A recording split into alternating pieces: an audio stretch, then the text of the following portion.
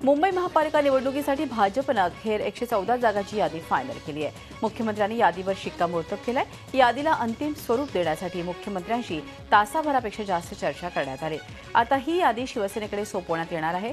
शिवसेना ही आपली यादी भाजपकडे सोपवणं अपेक्षित आहे, त्यामुळे शिवसेनेच्या यादीकडे लक्ष लागलंय। भाजपनं निम्म्या जागांवर दावा केल्यामुळे शिवसेनेला ही यादी मान्य होणार का, हा खरा प्रश्न आहे।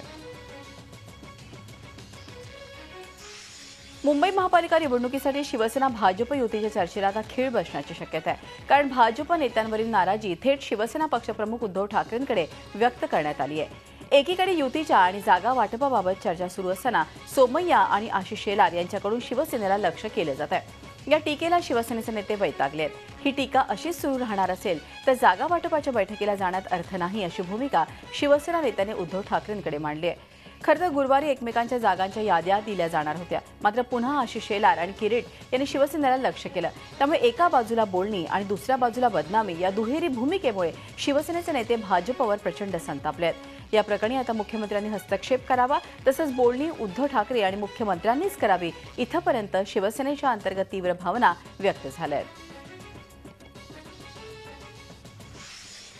येत्या निवडणुकीच्या तोंडावर शिवसेनेचे पक्षप्रमुख उद्धव ठाकरेंनी मोठी घोषणा केली आहे। शिवसेना पुन्हा सत्तेत आली तर मध्यमवर्गीय मुंबईकरांना मालमत्ता कर माफ करण्यात येणार आहे। 500 स्क्वेअर फुटांच्या घरांवर महापालिका मालमत्ता कर माफ करणार आहे। उद्धव ठाकरेंनी वचननामा जाहीर करण्याआधीच महत्त्वाची घोषणाही करून टाकली। दरम्यान युतीच्या संदर्भात माझ्यापर्यंत बातचीत आलेलीच नाही असं म्हणून उद्धव ठाकरेंनी तुर्तास काहीही बोलण्यास नकार दिलाय।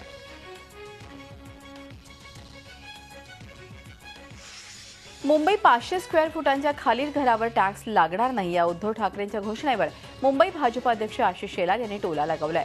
राज्य सरकारकडे मी आमदार म्हणून मागणी केली होती, या सगळ्यानंतर आता काही जणांना उपरती होते आणि ते बोलतायत, असा टोला शेलार यांनी लगावलाय। राज्य सरकारच्या विधानसभेच्या अधिवेशनामध्ये 500 फुटाच्या वरच्या घरांना टॅक्स लावावा, त्याच्या खालच्या घरांना नाही, ही मागणी भारतीय जनता पक्षाचा आमदार म्हणून मी विधानसभेत केली होती। टोटल जनरल टॅक्सच्या हा स्ट्रीट टॅक्स असतो, यावर्षी तो एस्टिमेटेड 600-750 करोडचा आहे। एवढ्या मोठ्या प्रमाणात स्ट्रीट टॅक्स गोळा करायचा आणि खड्ड्याचे रस्ते द्यायचे, हे अजब धोरण महापालिकेचं भाजपला मान्य नाही। आणि म्हणून पहिलं पाऊल आम्ही टॅक्स टेररिझममधलं टाकलं आणि मग ते आम्ही टाकल्यानंतर काही लोकांना उपरती आठवली। दरम्यान उद्धव ठाकरे आणि आशिष शेलार यांच्या घोषणा खोट्या असल्याचा आरोप मनसेचे गटनेते संदीप देशपांडे यांनी केलाय। प्रॉपर्टी टॅक्स हा महापालिका अधिनियम आहे, तो रद्द करण्यासाठी विधानसभेची मंजुरी लागेल असं देशपांडे यांनी म्हटलंय। तर भाजपच्या आधीच्या घोषणांचं काय झालं, असा सवालही त्यांनी उपस्थित केलाय।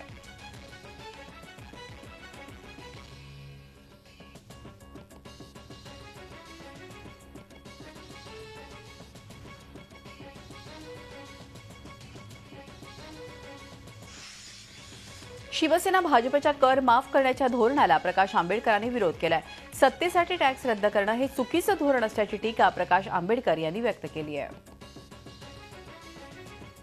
एकदा टॅक्स लावला की तो रद्द करता येत नाही त्याच्यामध्ये, आणि स्वतःच्या सत्तेसाठी टॅक्सेस रद्द करणं हे मला वाटतं चुकीचं धोरण आहे।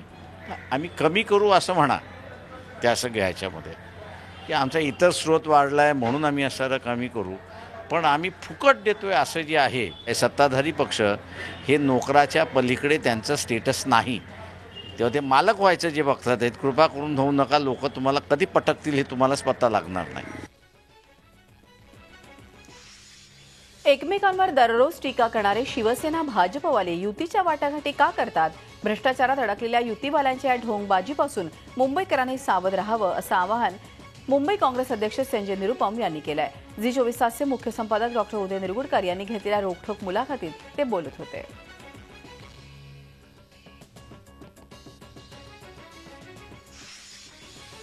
अमरावती जिल्हा परिषद आणि महानगरपालिका युती संदर्भात सेना भाजपच्या नेत्यांची अमरावतीमध्ये बैठक पार पडली। या बैठकीमध्ये सेनेचे उपनेते अरविंद सावंत, अमरावती जिल्ह्याचे खासदार आनंदराव आडसूळ आणि भाजप नेते पालकमंत्री प्रवीण पोटे, भाजप जिल्हाध्यक्ष दिनेश सूर्यवंशी आणि शिवसेना झाले। दोन्ही पक्षांचं बलाबल पाहता या निवडणुकीमध्ये युती केल्यास फायदा होण्याची शक्यता असल्यानं दोन्ही पक्षांनी युतीचे संकेत दिले आहेत।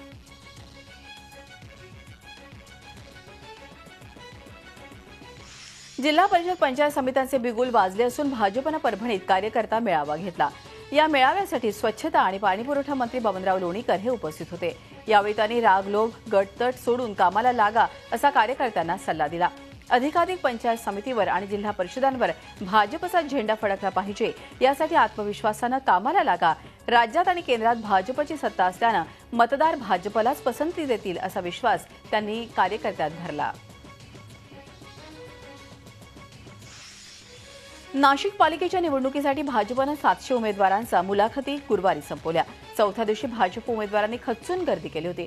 यावेळेस भाजपनं महिलांना 50% आरक्षण दिल्यानं तरुणांपासून ते वृद्ध महिलांनी मुलाखतीमध्ये सहभाग घेतला।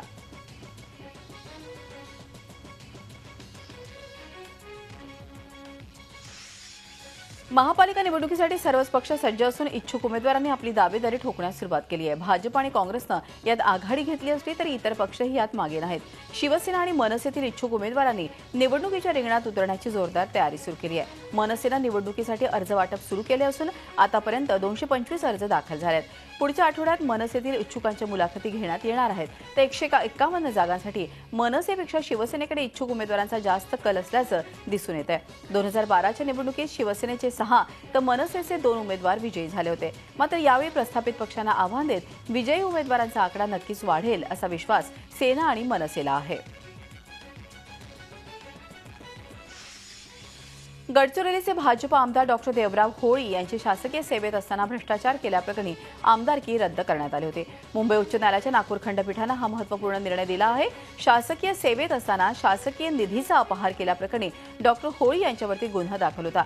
विधानसभा निवडणुकीच्या आधी त्यांनी नोकरीचा राजीनामा दिला होता, पण तो मंजूर झाला नसताना डॉक्टर होळी निवडणुकीच्या रिंगणात उतरले आणि जिंकूनही आले। मात्र त्यांच्या निवडीला न्यायालयात आव्हान देण्यात आलं। त्यावर निकाल देताना नागपूर खंडपीठानं होळी यांना अपात्र ठरवत त्यांची आमदारकी रद्द केली। आता ऐन जिल्हा परिषद निवडणुकीच्या तोंडावर न्यायालयानं हा निकाल दिल्यामुळे भाजपला मोठा धक्का बसलाय। कामगार मंत्री संभाजी पाटील यांना हायकोर्टानं चांगलाच झटका दिलाय। Sambhaji Patil Nilangekar Victoria agro food limited या कंपनीच्या 49 कोटी रुपयांच्या फसवणूक प्रकरणात आरोपी आहेत। या प्रकरणी लातूर अतिरिक्त सत्र न्यायालयात सुरू असलेली सुनावणी निलंगा न्यायालयात करण्यासंदर्भातली याचिका मुंबई हायकोर्टाच्या औरंगाबाद खंडपीठानं फेटाळली आहे।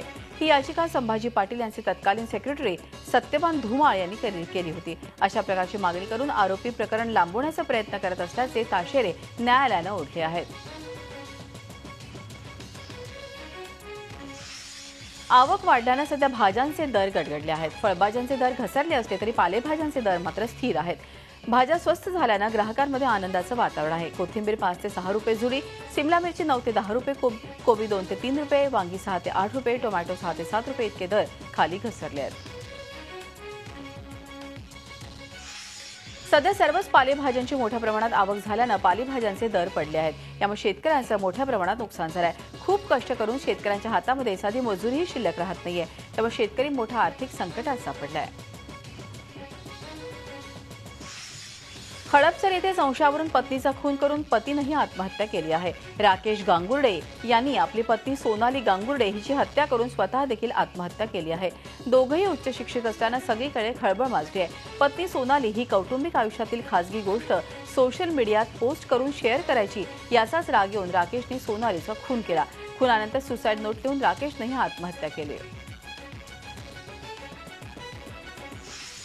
महाराष्ट्रातल्या अनाथांची आई म्हणून प्रसिद्ध असणाऱ्या सिंधुताई सपकाळ यांनी एक्सप्रेस हायवेवरच्या बेदरकार वाहन चालकांविरोधात आवाज बुलंद केला। सिंधुताईंनी मुंबई पुणे एक्सप्रेस वेवरच्या तळेगाव टोल नाक्यावर ट्रॅफिक थांबवून IRBच्या कर्मचारी आणि अधिकारी यांना जाब विचारला। त्या मुंबईहून पुण्याला येत होत्या। बेदरकार वाहनं चालवणारे ट्रक, मोठी वाहनं यामुळे प्रवास असुरक्षित झाल्यामुळे त्या संतप्त झाल्या होत्या। 10 दिवसात जर या बेशिस्त ट्रक चालकांचा बंदोबस्त झाला नाही तर इथे आंदोलन करीन असा इशारा त्यांनी दिलाय। IRBच्या कर्मचाऱ्यांना आणि सरकारला असा त्यांनी इशारा दिलाय। मुंबई पुणे एक्सप्रेसवे सुरक्षित करण्याच्या दृष्टीनं सर्व उपाययोजना युद्ध पातळीवर सुरू आहेत। सिंधुताईंविषयी आम्हाला पूर्ण आदर आहे। त्यांना अपमानास्पद वागणूक देणाऱ्यांना कडक भाषेत समज दिली जाईल असं सार्वजनिक बांधकाम मंत्री एकनाथ शिंदे यांनी सांगितलं।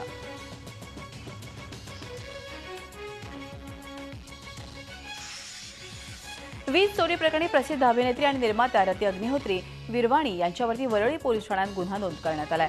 स्टर्लिंग सी फेस या इमारतीत डुप्लेक्स फ्लॅटमध्ये रती राहतात. गेल्या 3 वर्षांपासून रती यांच्याकडून वीज चोरी असल्याचा आरोप बेस्टकडून करण्यात येत होता. अखेर बेस्टच्या व्हिजिलन्स खात्याकडून धडक कारवाई करून रती यांच्या घराच्या विजेचं मीटर जप्त करण्यात आलंय. या वीज चोरीमुळे बेस्टचं जवळपास 49 लाख रुपयांचं नुकसान झालंय.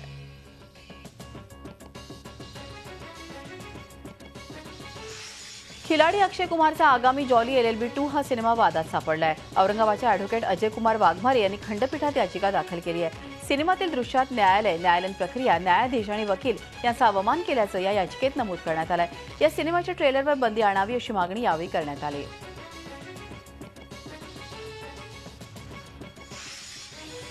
साध्वी प्रज्ञा सिंग ठाकूरच्या जामिनाचा मार्ग मोकळा झाल्याची चर्चा सध्या जोर धरू लागली आहे. NIAनं साध्वीच्या जामीन अर्जावर पुन्हा एकदा कोणताही आक्षेप नोंदवला नाही.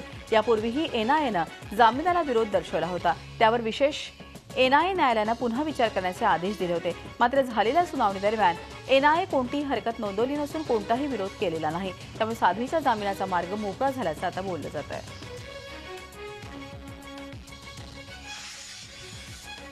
वसईमध्ये MMRDAच्या पुलाचं बांधकाम कोसळलं आहे. वसईच्या नायगाव परिसरात नव्यानं बांधकाम सुरू असलेल्या उड्डाण पुलाचा 40 फुटांचा भाग अचानक कोसळला आहे. नायगाव पूर्व पश्चिमेला जोडणारा हा पूल आहे. 2 पिलरमधील गर्डर अचानक कोसळला. सुदैवाने यात कोणतीही जीवितहानी झालेली नाही. मात्र या पुलाचं काम सुमार दर्जाचं असल्याची बाब आता समोर येते आहे. या प्रकरणावर पांघरून घालण्यासाठी पडलेल्या बांधकामावर ताडपत्री टाकून झाकण्यात आलंय. मात्र या घटनेमुळे आता पुलाच्या कामाबाबत शंका व्यक्त केली जाते.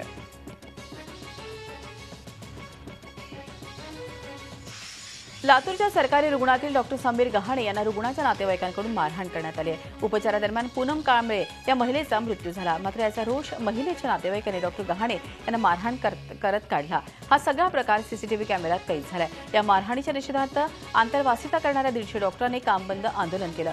यावेळी दोषींवर कठोर कारवाईची मागणी यावेळी करण्यात आली. कारवाई झाली नाही तर तीव्र आंदोलनाचा इशारा यावेळी देण्यात आला.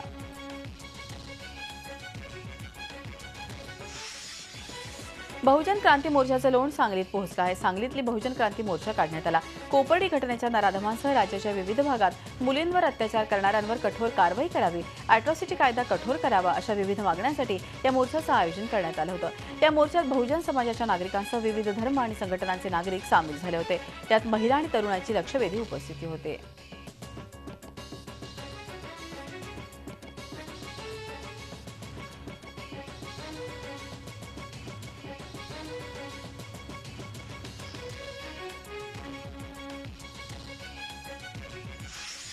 कल्याण पश्चिम इथल्या RTO परिसरातील बांधकाम सुरू असणाऱ्या इमारतीला गुरुवारी आग लागली. स्लॅबसाठी लावण्यात आलेल्या बांबूनं पेट घेतल्यानं ही आग लागली. कल्याण डोंबिवली अग्निशमन दल कर्मचाऱ्यांनी शर्थीनं ही आग आटोक्यात आणली. सुदैवाने यात कोणतीही जीवितहानी झाली नाही.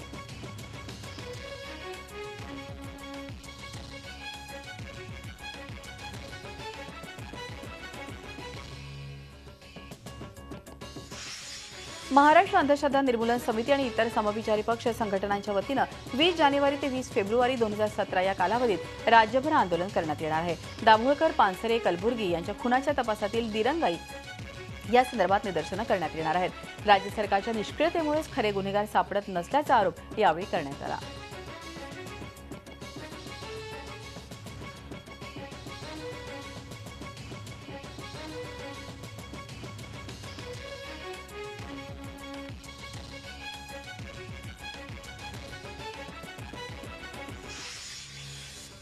रामदास आठवलेंना महाराष्ट्रात उमेदवार उभे करता येत नाही, ते काय उत्तर प्रदेश निवडणुका लढवणार असा सवाल बहुजन समाज पक्षाचे प्रदेशाध्यक्ष विलास गरुड यांनी उपस्थित केला आहे. ते उल्हासनगरमध्ये बोलत होते.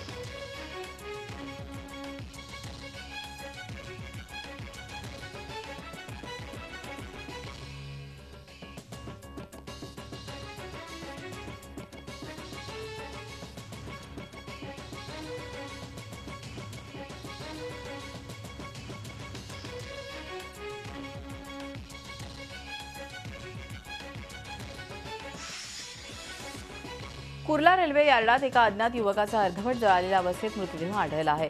हा युवक 25 ते 30 वयोगटातील आहे.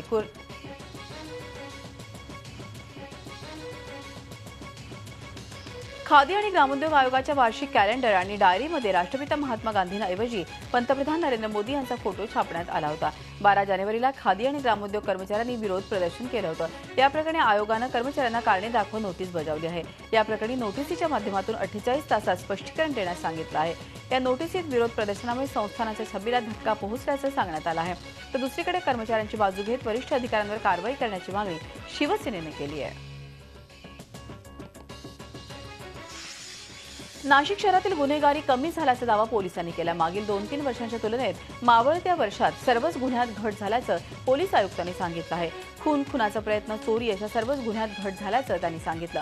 तर महापालिका निवडणुकीच्या पार्श्वभूमीवर शहरात कायदा आणि सुव्यवस्था अबाधित राहील यासाठी गस्त वाढवली जाणार आहे. तसंच सायबर क्राईम, आर्थिक गुन्ह्याची वाढती संख्या ही चिंताजनक बाब असून प्रबोधनावर जोर दिला जाणार आहे. पोलिसांना लाच देण्यासाठी आईचं मंगळसूत्र विकावं लागल्याची घटना नांदेडमध्ये समोर आली आहे. कौटुंबिक गुन्ह्यात अटक न करण्यासाठी जिल्ह्यातील उमरी पोलीस ठाण्यातील एका पोलिसानं पीडित युवकाकडे लाच मागितली होती. तपासनिक अंमलदार असलेल्या पोलीस जमादार उद्धव घुले याने 10,000च्या लाचेची मागणी केली होती. मात्र आर्थिक परिस्थिती अत्यंत बिकट असताना पैसे देऊ शकत नसल्याचं सांगितल्यानंतरही लाचखोर पोलीस कर्मचाऱ्यानं 5,000 रुपयांची मागणी केली. यावेळी आईचं मंगळसूत्र विकून या युवकानं लाच देण्यासाठी पैसे गोळा केले. याबाबत पीडित युवकानं एसीबीकडे तक्रार केली. त्यावेळी सापळा रचून लाचखोर पोलिसाला एसीबीनं रंगेहात अटक केली आहे. अतिक्रमण विरोधी कारवाई दरम्यान ओळखपत्राची मागणी केल्यानं एका व्यावसायिकास आणि त्याच्या मुलास 3 ते 4 तास पोलीस स्टेशनची हवा खावी लागली आहे. खारघरमध्ये ही घटना घडली आहे. मंगळवारी खारघर सेक्टर 15 मध्ये रात्री 8 वाजता पनवेल पालिकेच्या आयुक्तालयामार्फत मार्जिनल स्पेस वापरणाऱ्या दुकानदारांवर ही कारवाई करण्यात आली. मात्र कोणतीही पूर्वसूचना अथवा नोटीस न देता ही कारवाई करण्यात आल्याचं दुकानदारांचं म्हणणं आहे. या कारवाई दरम्यान एका व्यावसायिकानं पनवेल पालिकेचे आयुक्त सुधाकर शिंदे यांनाच ओळखपत्र दाखवण्याची मागणी केली. त्यामुळे सरकारी कामात अडथळा आणल्याचा आरोप करत आयुक्तांनी पोलिसांना बोलावून हे व्यावसायिक आणि त्यांच्या मुलाला अटक करण्यास सांगितलं. जीवनात यशस्वी होण्यासाठी वेदांचं ज्ञान हे मोलाचं ठरत असल्याचं एसएल ग्रुपचे चेअरमन सुभाष चंद्रा यांनी सांगितलं आहे. आपल्या वैयक्तिक आयुष्यातील वेद हे मार्गदर्शक असल्याचं त्यांनी नमूद केलं. पुण्यातील वेदभवन येथील वेदमहर्षी कैलासवासी विनायक भट घैसास गुरुजी यांच्या जन्मशताब्दीच्या सांगता समारंभात ते बोलत होते. झी समूहाच्या माध्यमातून भारताच्या महान संस्कृतीचा प्रसार जगभर करण्याचा प्रयत्न करत असल्याचंही त्यांनी आवर्जून सांगितलं.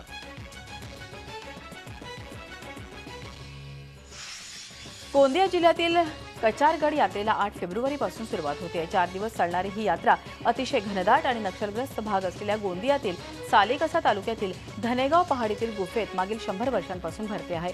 आशिया खंडातील सर्वात मोठी गुफा अशी या गुफेची ओळख असून 20,000 भाविक या गुफेमध्ये उभे राहू शकतात. जवळपास 16 राज्यातील 5 लाख भाविक या ठिकाणी येऊन आपल्या आराध्य दैवत समजल्या जाणाऱ्या पारी कुमार लिंगो देवाचं दर्शन घेण्याकरता परराज्यातून येत आहेत.